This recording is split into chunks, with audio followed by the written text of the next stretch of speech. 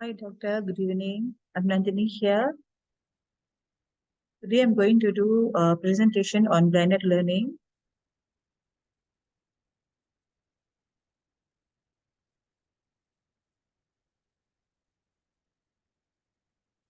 Okay, in these slides, we are going to see impacts of the blended learning, challenges in using blended learning, and also approaches in using blended learning. The definition: blended learning is an integrated approach in learning that includes multiple mode of instruction and learner's practice.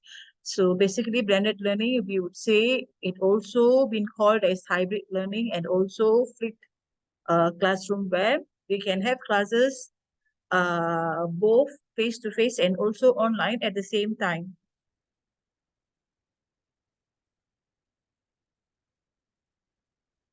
Okay, first thing, impacts of blended learning.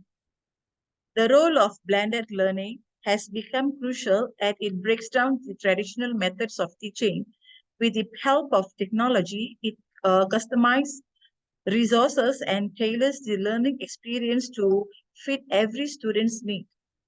Since blended learning also offers high flexibility and personalization, students have the freedom to learn at their own pace.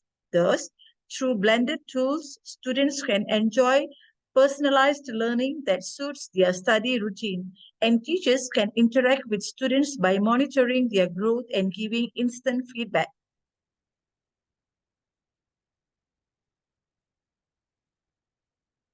Now, third impact of blended learning is it helps various factors in the classroom for teachers as well as like resulting in more engaged student.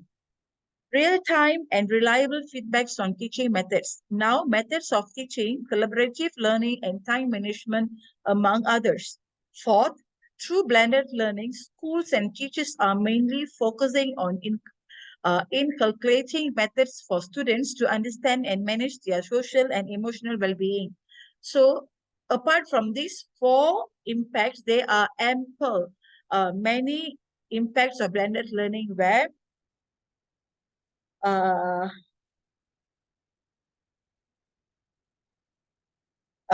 it will improve performance and achievements.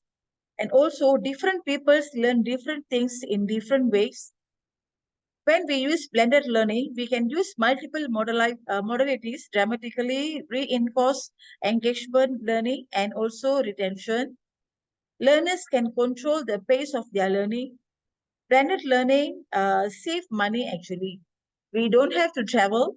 We only use the gadget and sit at one place and we are learning. So we can save cost actually. And also blended learning is modular and scalable, building open and rich dialogue between stakeholders. That means we can have any kind of presentation by screen sharing, maybe by face-to-face learning. We might not get to use many technologies at the same time, but when we use the blended learning by sharing a single screen, we can share many information to our participants. Challenges. The first challenges is technology is expensive. Many people, like students, they might not able to cater the facility of having technology such as a laptop, mobile phone, tabs, and so on in order to have this blended learning. And also the data, internet is quite expensive when you pay monthly, and also buying the data also not cheap. Ensuring participants can successfully use the technology. So uh, when a participant does not know on how to moderate or use the technology, as a facilitator, we might not be around of the students at the student side to help them to operate the technology. Some students, not to say some students, most of the students, mainly at the primary or secondary schools, they are not able to use the technology fully. They have their own knowledge on using the technology, managing and monitoring participant progress. So even at the other side, if our students navigate to other pages like games or other websites, which is not moral, we might not know. What we are knowing is we are sitting here, we only can see them using the gadget, the other side, but then it's very difficult to predict their activity, what they are doing, and so on. Some students are really good and they have morals, so we might say that they can follow our instruction. They are doing what are we saying and giving. They are following our instruction. But some students who are stubborn and also very difficult to get our attention, they might use the technology in the wrong way, keeping online offerings interactive rather than just talking at participant. So when it comes to blended learning, if you keep on talking and talking and talking, it will maybe be boring for the participant. If we are giving the lecture or our teaching method using blended learning with a full of, like, we use the Padlet, we use the Kaggle, where the brace maps to make the learning more interesting and entertaining. If we keep on talking in blended learning, maybe in the other side, on the other side, the participant might get bored easily. To adapt the participant to the blended learning environment, uh, okay, some students are not really love to sit at one place and watching to the gadgets most of the time. Everybody has their own interest. Some students, they very like to, use the gadgets for learning purpose. Some students, they are off. They don't like to use gadgets, nor they hate to sit at one place and learn. So we have to adapt the participant. We have to get their response. Uh, we have to get their attention in order to make the blended learning successful. To manage and facilitate the blended learning, which involves online and face-to-face. So when we are having classes, both face-to-face and also online, we have to be balanced at the both side.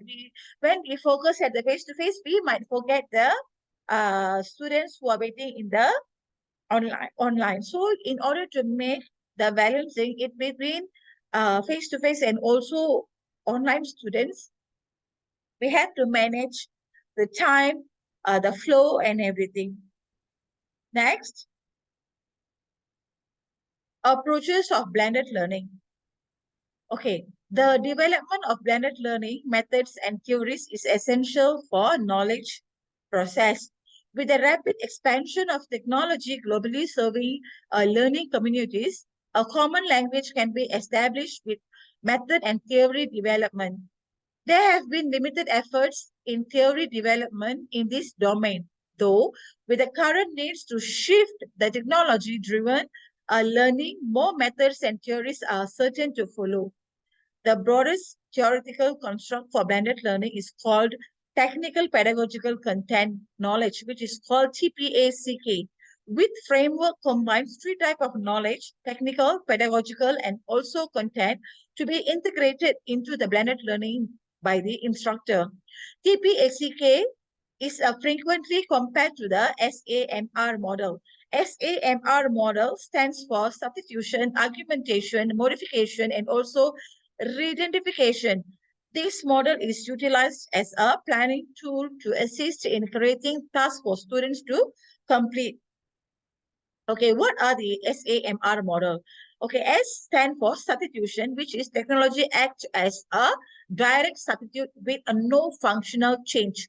Argumentation means technology acts as a direct substitute with a functional change. Modification, technology allows for significant task redesign. And the last one, re-identification.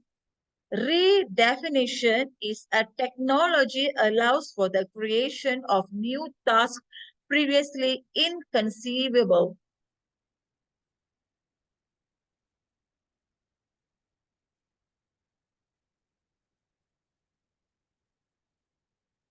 Okay, that's all from me.